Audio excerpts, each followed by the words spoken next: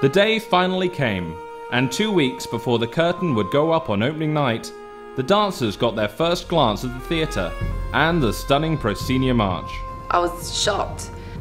You see this small computer model of it, but you don't really think that it can be really transformed into a real life scenery type thing. To see all the leaves up in the theatre, I can't imagine what it'll be like for an audience to come in and see this theatre transformed. Looking in the auditorium, it was turned into this theatrical space of it was just a huge fantasy. For anybody looking in, let alone just a performer about to be a part of the show, it was just awe-inspiring. There was these leaves everywhere, and there was bustling, men working and getting sets done, and then we could see part of the volcano scene, and it was just huge. It was bigger than life, and it was beyond belief, and we were so excited to be a part of it. Even if you were to hang these, in a gallery, many of these set designs are worthy of being there, and we're just very lucky that we have companies who can develop them and just make them into reality. And when I think everyone in the audience will watch a show, they'll be blown away by, I think, the sheer scale of many of these set pieces. This was the first time that the reality of this massive adventure started to sink in. Well, the most important element in Storm is actually the cast members, because at the end of the day, they make the show. The show becomes wonderful, it's being transformed from the stage to the audience, and the audience just completely gets excited with the high standard of performance. It's taken us a whole year of actual working on the whole show. It has been a wonderful experience.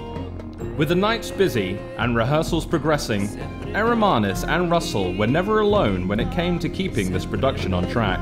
Rehearsals with the acts were also needed, especially with the new Power Track acrobats, who were brought together as individuals and had to be moulded into a heart-stopping act.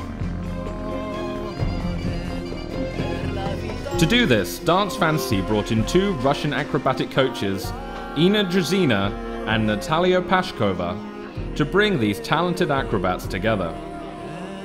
With many lengthy meetings, the act was created, and the logistics of getting this massive power track and trampoline on stage was accomplished.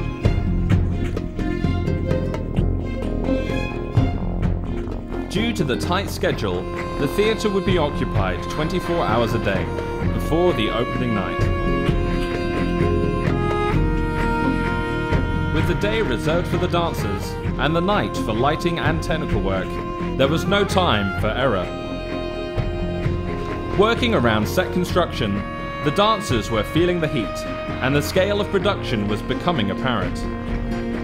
But as the dancers rested, the lighting crew would be able to start their craft, headed by Swedish lighting designer Palle Palmer. Using more than 200 lights, Palle would sit through the nights at his lighting desk, creating a visual feast for the audience.